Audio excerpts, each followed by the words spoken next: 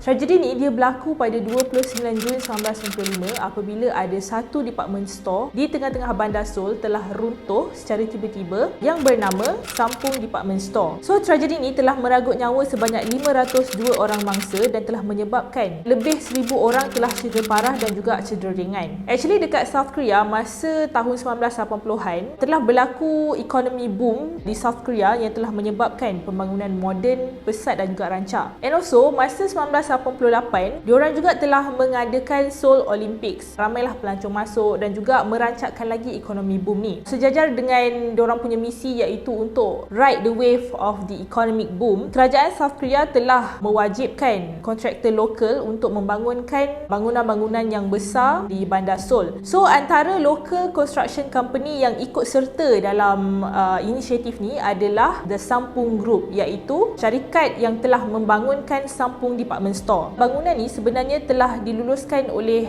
pihak kerajaan South Korea untuk dijadikan sebagai apartmen mewah. Tapi selepas mendapat kelulusan untuk menjalankan projek tersebut, pengarah kepada Sampung Group ni iaitu Lee Jun mengubah blueprint bangunan tersebut daripada apartment store kepada department store ataupun mall. Pertukaran blueprint daripada apartment kepada department store ni dilakukan secara haram ataupun tidak mendapat kelulusan. Tapi dia boleh lepas lah sebab dia bagi rasuah apa semua tu kan. Disebabkan oleh lokasi Sampung Department Store ni berada di tengah-tengah Seoul iaitu di bandar Gangnam, anggaran dalam sehari diorang menerima 40,000 pengunjung. Dalam masa seminggu, vendor di sana boleh mencecah 4 million won revenue lah. Namun di sebalik kerancakan revenue yang diorang dapat daripada Sampung Department Store ni bertahan hanyalah selama 5.5 tahun sahaja. Masa tahun 1995, masa bulan April, memang orang ramai dah nampak lah ada banyak crack yang besar-besar dekat tepi bangunan apa semua kan. Tapi bila diorang buat mesyuarat antara diorang punya pengurusan hanya cakap, okey, kita alihkanlah kedai-kedai yang tingkat atas tu kita letak bawah. So pada 29 Jun 1995, masa pukul 5 petang hari tu, orang ramai dah mula komplain lah sebab diorang cakap diorang nampak ada banyak crack dekat dinding, and then diorang rasa macam lantai tu bergetar, lepas tu ada bunyi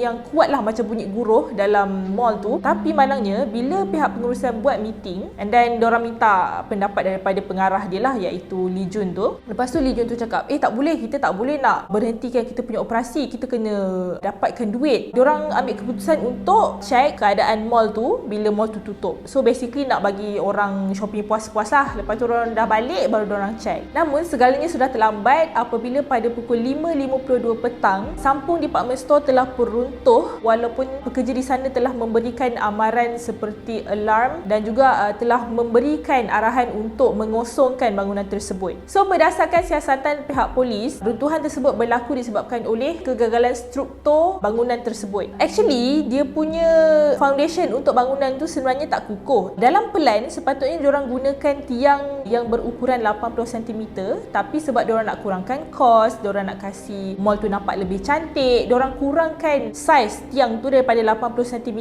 kepada 60 cm.